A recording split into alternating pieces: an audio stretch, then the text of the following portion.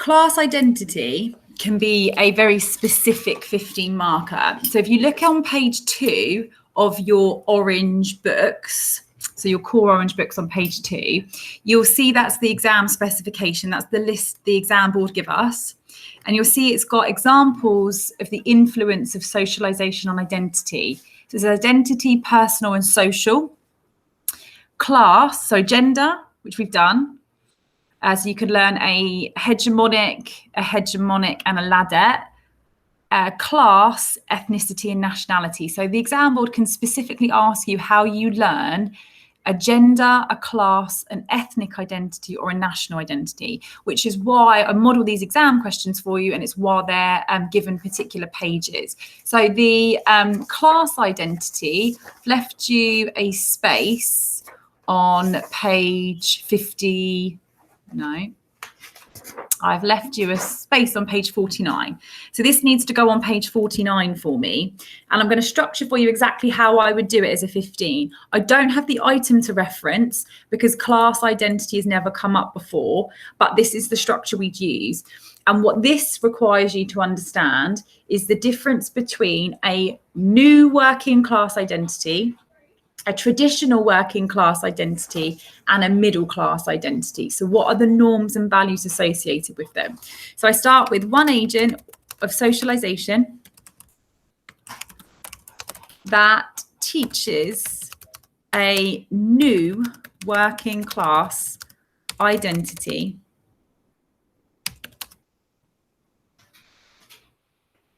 Actually, I think one agent of socialization that teaches I'm going to do traditional. That teaches a traditional working class identity is family. So one agent that teaches a traditional working class identity is family. Family uses informal processes of social control, like role models, repetition, imitation, and rewards. Can't use inequality process words here because class identity has got nothing to do with gender. So although they're worth double marks to us, they're only worth it when they're relevant. It's not relevant for class. So role models, repetition, imitation, and rewards. To teach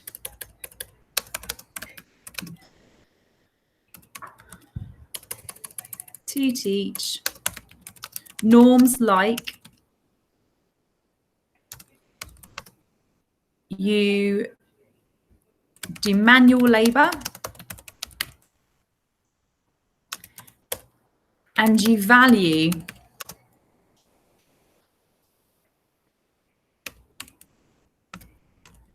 socialism and left-wing ideas. So traditional working class, the norm is you can engage in manual labour, manual work, and you value more left-wing socialist ideas. For example, dads will repeatedly praise individuals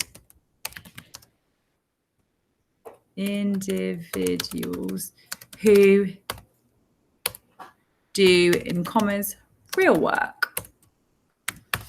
So repeatedly praise individuals who do real work for a living.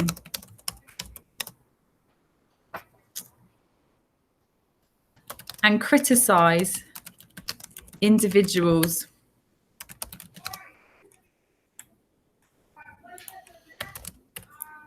who are not in a union.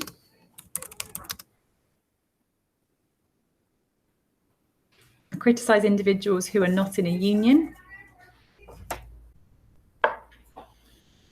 or who are not left-wing enough.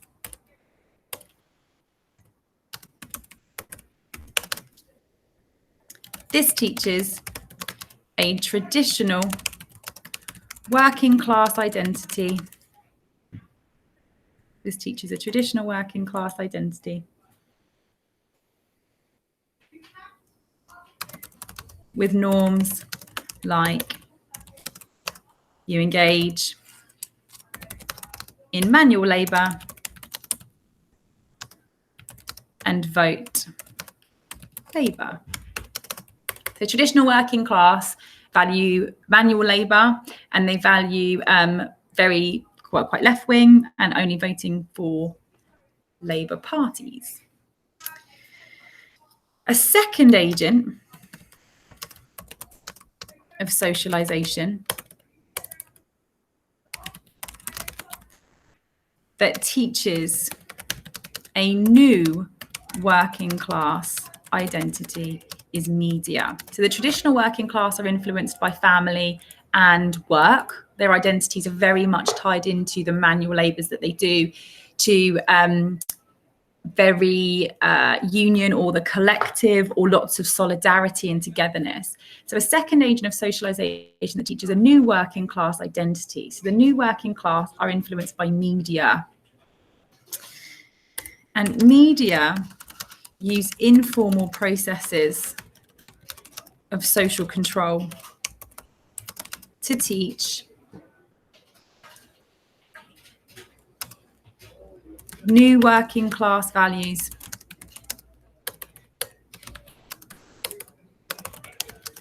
like individualism,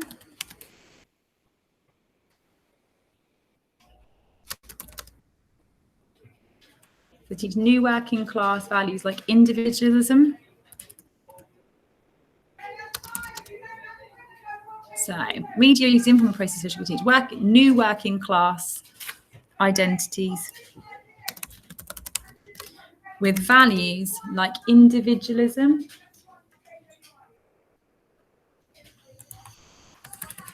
pro-capitalism. So you should be individualistic, you should be pro-capitalism, and have no political loyalty. So the new working class are very individualistic. It's very much about themselves and what they can get. They tend to be very pro-capitalism, so very pro kind of private ownership and profit, and they don't have any political loyalty. So they will vote for whatever political party that it seems to benefit them. Whereas the traditional working class have lots of political loyalty, and they value the community above themselves.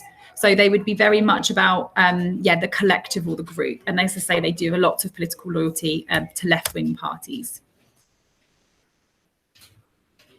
So media use informal processes of social control. So I should list them there. Informal processes of social control, like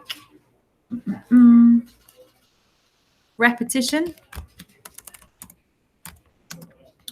role models, praise, and rewards. Apologies there, folks. Media use informal processes of social control like repetition, role models, praise, and rewards to teach new working class identities with values like individualism, to be pro-capitalism, and have no political loyalty at all. For example,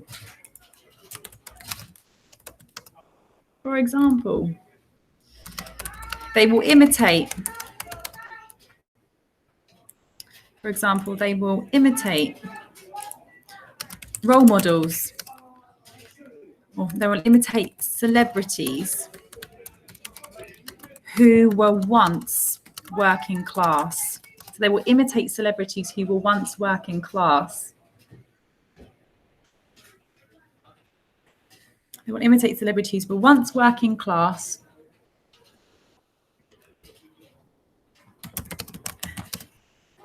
and will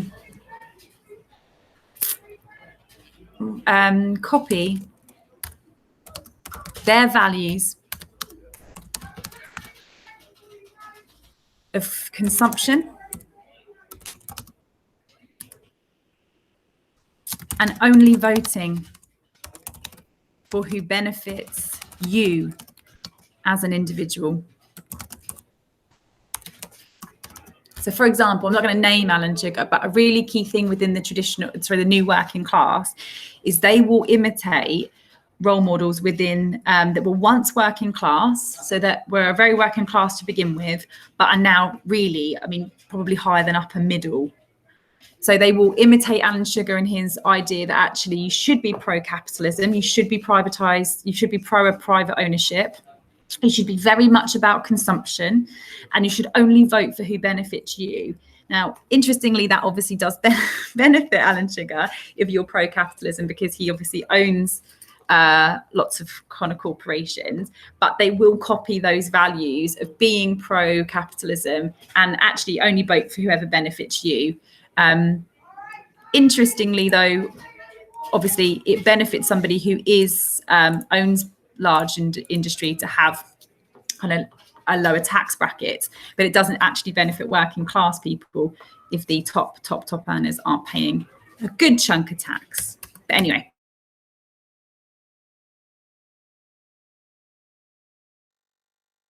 Have political loyalty. The new working class, absolutely not. They're very pro-capitalism and will vote for only whoever benefits them. So they're both working class, but your traditional is all about the group and your new is all about, sadly, a little bit themselves.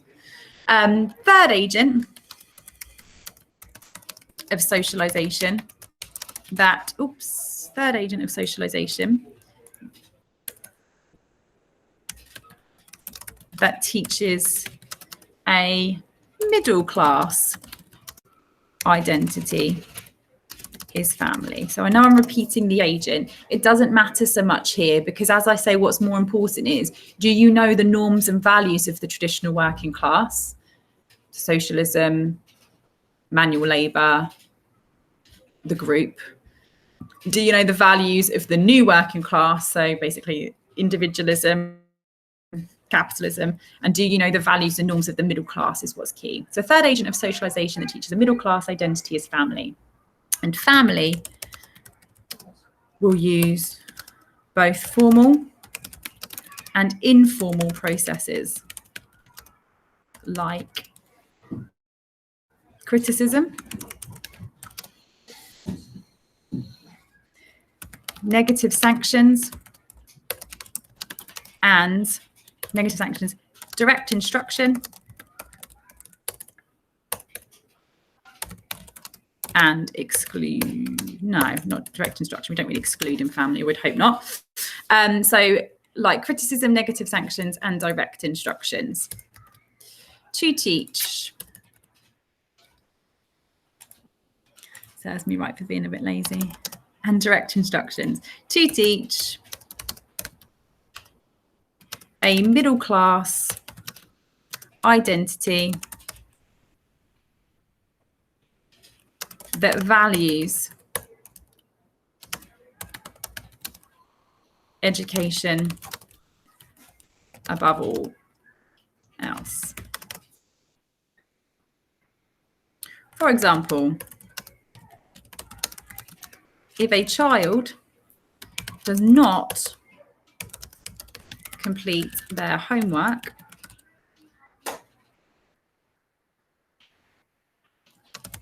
they will receive a criticism.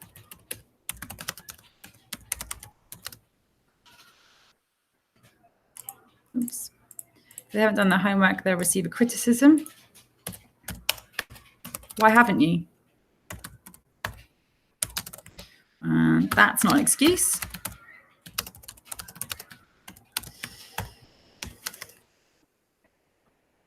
They may also be given a negative sanction. So you're not going out on Saturday. You will stay in and complete the work.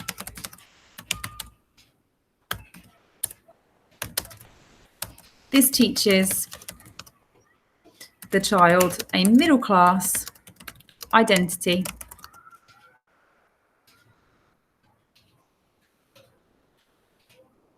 with values like education is critical and work must be completed before anything else. I appreciate, just as a note, but also family uses those processes to teach really the value of kind of middle class, which is you must value education. So why haven't you done your homework? That's not an excuse. Right, you're not going out Saturday now, you need to stay there and complete the work. Stay there and complete the work would be more of a direct instruction as well. So it does teach the child a more middle class identity that values education really above anything else. Now, that's not to say, just as a note, that the working class don't value education, because arguably they do, but often it can be amongst other things. So, for example, you do the part-time work and you do education, but for example, often more working class tend to be what we call very present time orientated. So they tend to do the overtime at work and maybe do the homework when they get back for half an hour. Often, sometimes that's out of necessity, but I'd argue just kind of the working class still value education, but maybe it's not always necessarily kind of the forefront. Just because I feel like I need to just stress the working class still value education, but it's not maybe quite the same, not quite the same level necessarily, particularly in terms of when we're trying to make it clear to an examiner how we separate them out. Traditional working class, it's work, it's the group. New working class, it's themselves and what benefits them. And then the middle class, education, education, education is always key. Okay, just make sure that's on page 49 for me. Class has never come up before. It's a trickier 15. I'm just focusing on them at the moment. But the fact that it hasn't come up does increase its likelihood. And as I say, if it's on the spec, they can ask you it without any sweat or worries. Okay, folks, any questions or any issues, do let me know. Thank you.